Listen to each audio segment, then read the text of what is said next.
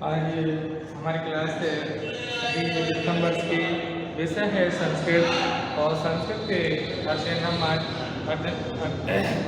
Grammar का अध्ययन करेंगे। तो ये प्रथम वर्ष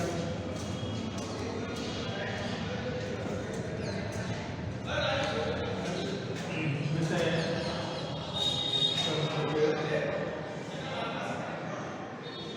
विषय है समास। तो समास का सम प्लस अस प्लस ध्वज इसका विग्रह करेंगे। तो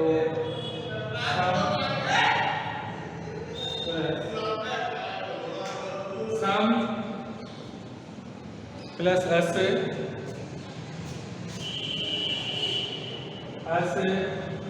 प्लस बराबर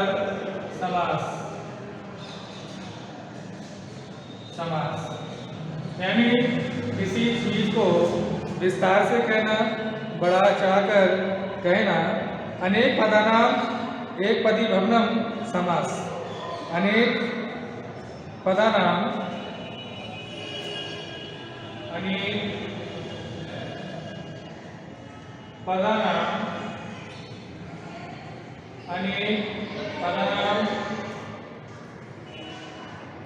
एक ही पदी भवन, एक ही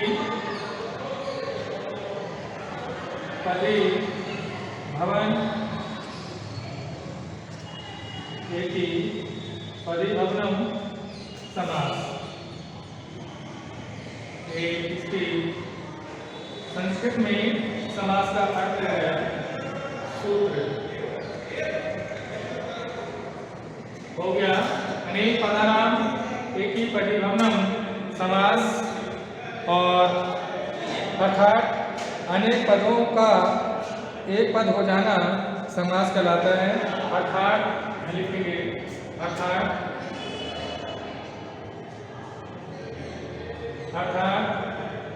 अनेक पदों का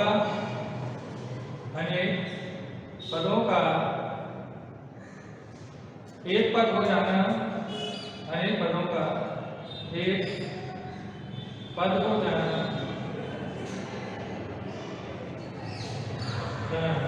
समास कहलाता है।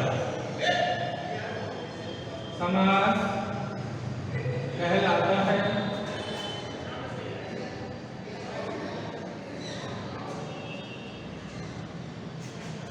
अनेक पदानाम एक ही पदी भवनम समास।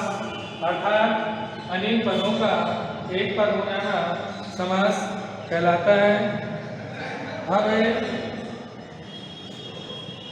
अर्थात संक्षेपीकरण को समास कहते हैं। यानी किसी को संक्षेप में करने के लिए समास कहते हैं। अर्थात संक्षेपीकरण को समास कहते हैं। अर्थात संक्षेपीकरण को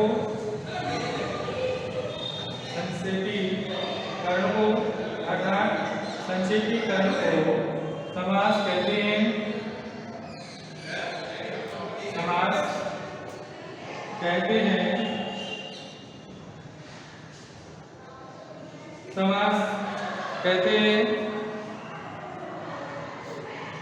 समास का अर्थ है संक्षिप्त। समास का शाब्दिक अर्थ होता है संक्षिप्त। समास का शाब्दिक अर्थ है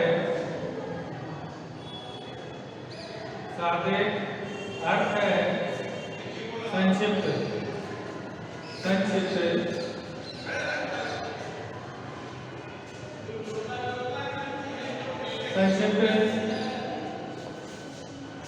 अब बात आती है कि समास कितने प्रकार के होते हैं। तो समास का विग्रह दो प्रकार का होता है। समास का विग्रह एक लौकिक समास होते हैं और दूसरे अलौकिक समास होते हैं। यानी अब हम लिखेंगे समास के प्रकार। तो समास दो प्रकार के होते हैं। समास के प्रकार समास दो प्रकार के होते हैं। समास दो प्रकार के होते हैं। समास दो प्रकार के होते हैं। नंबर 1 लौकिक समास और दूसरा अलौकिक समास। नंबर 1 लौकिक समास, लौकिक समास और दूसरा अलौकिक समास। अलौकिक समास।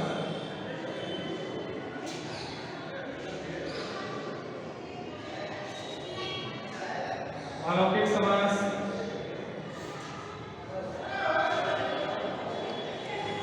लौकिक समास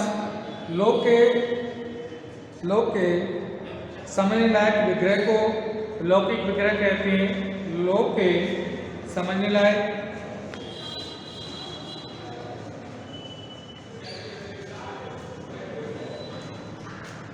लौकिक समास।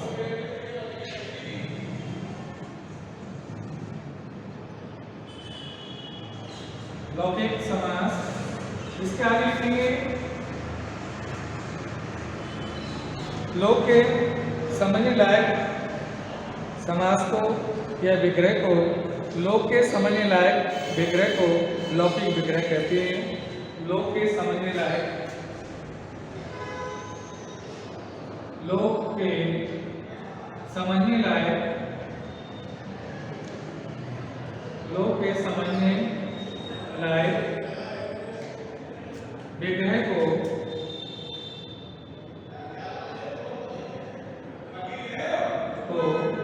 लौकिक विग्रह कहते हैं। लौकिक विग्रह कहते हैं। लोक के समझने लायक विग्रह को लौकिक विग्रह कहते हैं।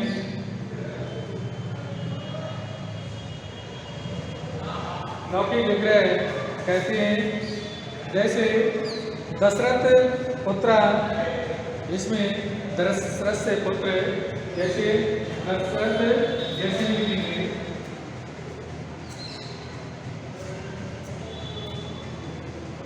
दशरथा पुत्र, दशरथ का पुत्र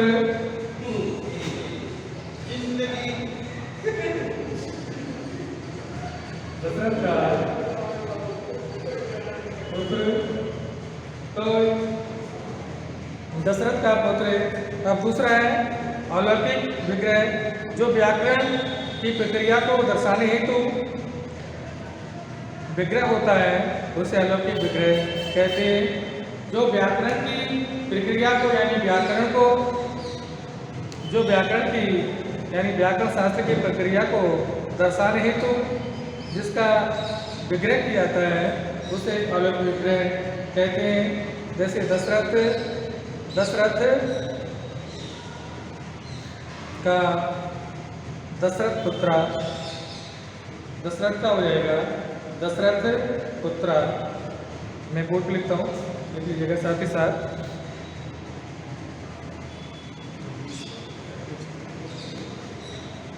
जैसे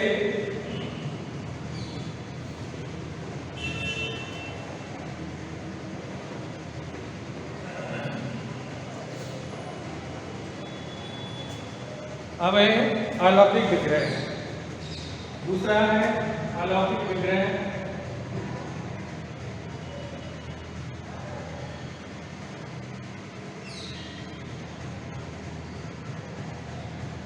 अलौकिक विग्रह जो व्याकरण शास्त्र को दर्शाने हेतु, जो व्याकरण शास्त्र को दर्शाते उन्हें अलौकिक विग्रह कहते हैं। जो व्याकरण शास्त्र को, जो व्याकरण शास्त्र को दर्शाने हेतु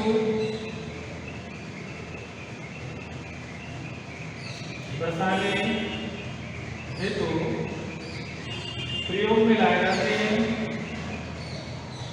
प्रयोग में लाए जाते हैं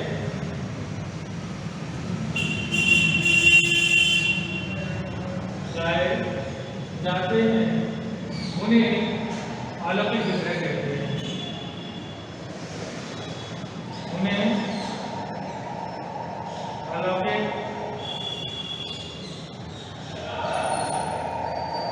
विग्रह कहते हैं। उन्हें अलौकिक विग्रह कहते हैं। उन्हें अलौकिक विग्रह कहते हैं। अब बात आती है कि समास के कितने पद होते हैं। तो लघु सिद्धांत कौमुदी के लेखक वरदराज के समय में समास के 5 भेद बताए गए थे। समासा पचवधा, समासा पचवधा। और जो हमारी पाठ्य पुस्तक है उसमें समास के 6 भेद बताए गए हैं। तो ये बोर्ड पे लिखता हूँ। लघु सिद्धांत कौमुदी के लेखक वरदराज के अनुसार समास के 5 भेद होते हैं। समास के भेद समास के भेद, समास के भेद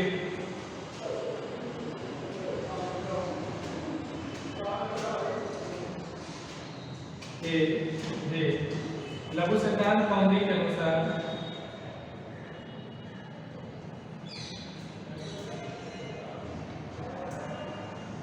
लघु सिद्धांत कौमुदी के अनुसार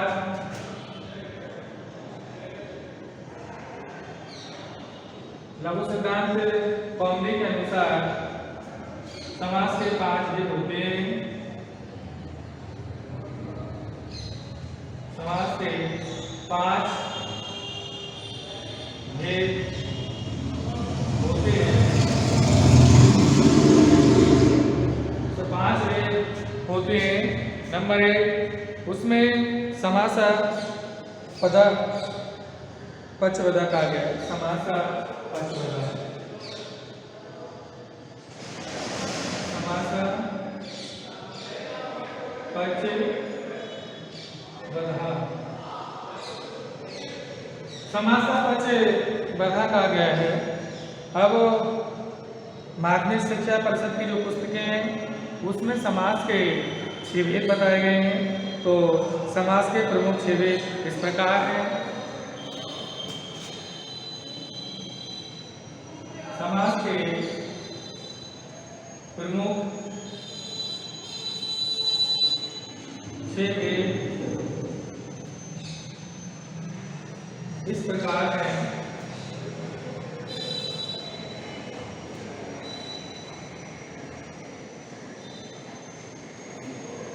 समास के प्रमुख 6 भेद इस प्रकार है। नंबर 1, अव्ययीभाव समास।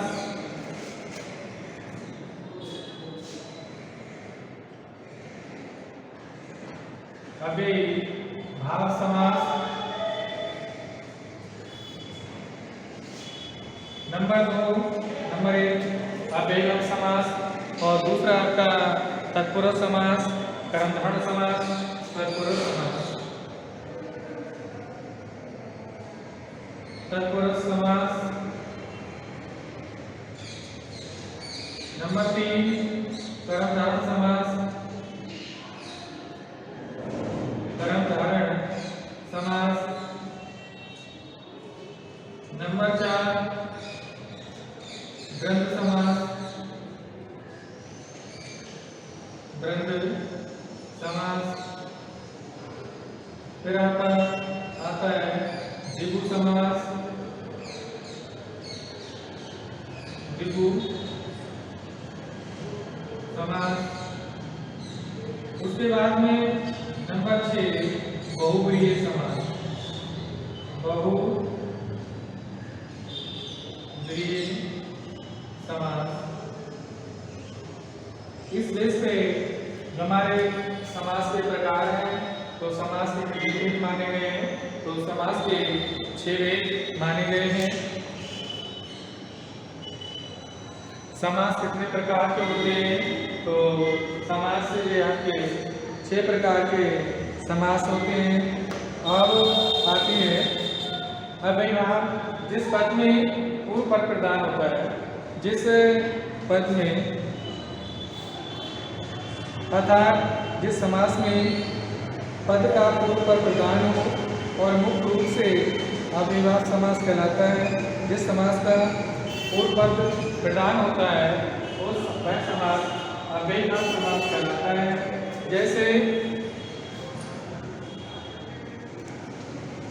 जैसे में लिखेंगे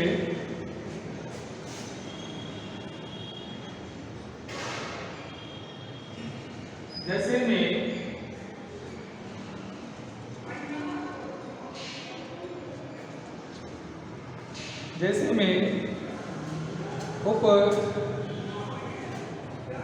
उपनदम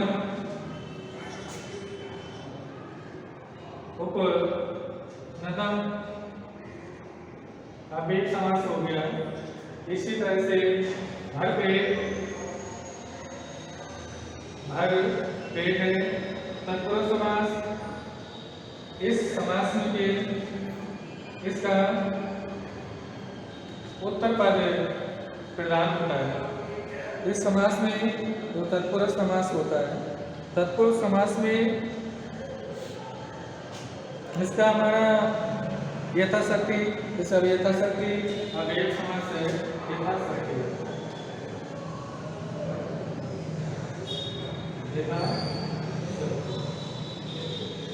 अब इससे की बात हम कल आपको क्लास कराएंगे। हमारी क्लास 3 पर समाप्त होगी।